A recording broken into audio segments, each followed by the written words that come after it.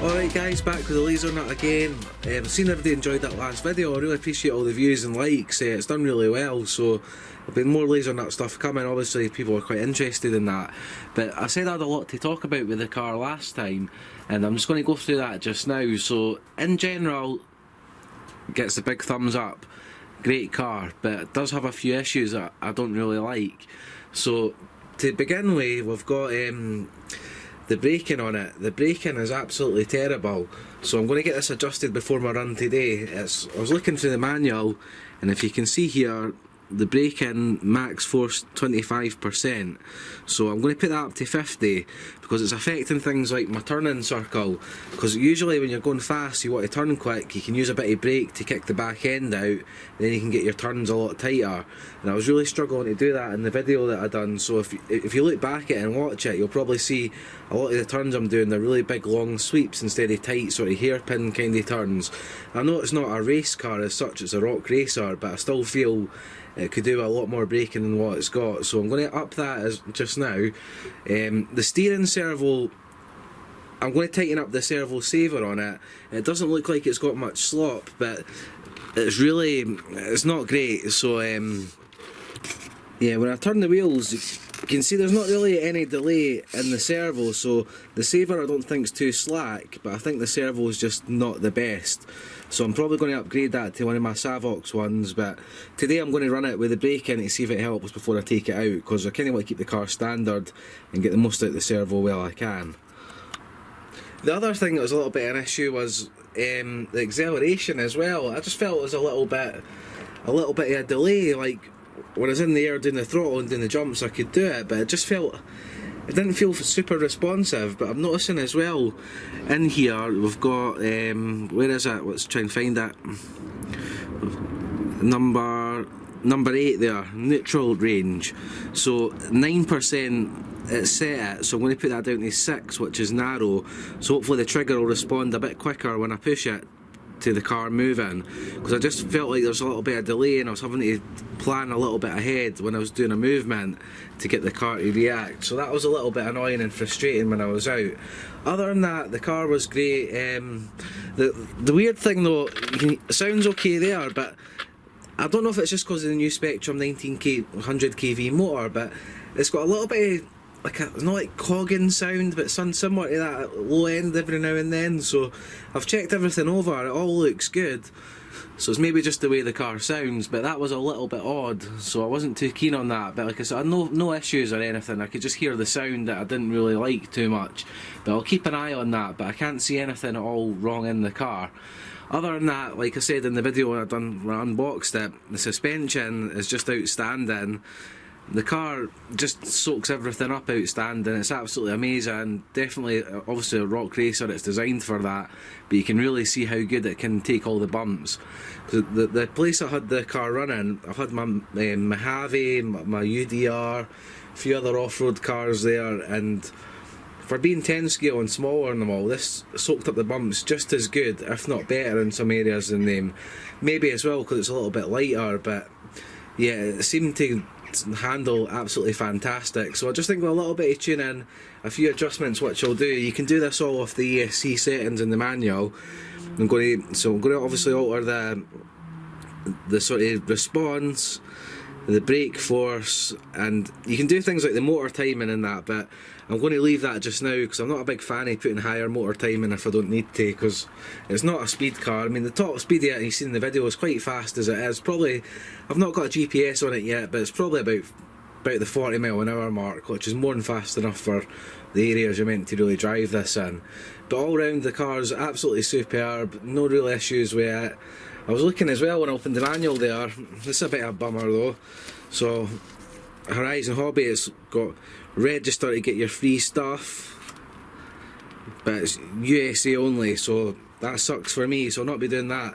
But yeah, I like it. I've got a lot of time for this Lasernut. I can see it definitely be one of my favourite cars once I get a little adjustments done and get exactly how I want it. So the plan is today I'm going to take it out for another run. It's really windy again today, so I'm going to film it more like a video sort of style that I usually do without the talking, and I'll probably come back after it, and what we'll do is we'll see if any of these changes have made the car better, We'll have a little talk about it after you see the footage. So hope you enjoy this, and I'll be back after I'll show you the video footage. Alright guys, obviously I left you at the last part of the video. I said I was going to alter the brake and do a few adjustments to the throttle sensitivity and try and get the steering sorted. So that servo that comes with this is absolutely rubbish. I mean, honestly, beyond terrible. So what I've done is, I thought I had a Savox, which I don't, but I've got an Armour servo that was sitting about. So I put that in and take his head cam off. If you can see here just now, I've changed the servo arm to a lot longer one that I had originally for one of my crawlers, and what a difference. I mean, look at that now. It's got so much more sort of flip, it's going a lot faster. Even that Armour servo is just 10 times better than the one this Losi came with, but the longer arm's really letting the steering get to its extremities a lot faster and a lot better. So I'm going to have a quick shot at it just now to show you kind of what it's like doing my video. Typical as well, I wanted to do a video, it was sunny this morning. As soon as I come out, it's starting to rain, it's quite a horrible day, you can see on the camera there. So I'll get my footage done and I'll probably talk about it at the end, but I'll show you this quickly, just running in action with the little modifications I've done. The steering's absolutely superb now.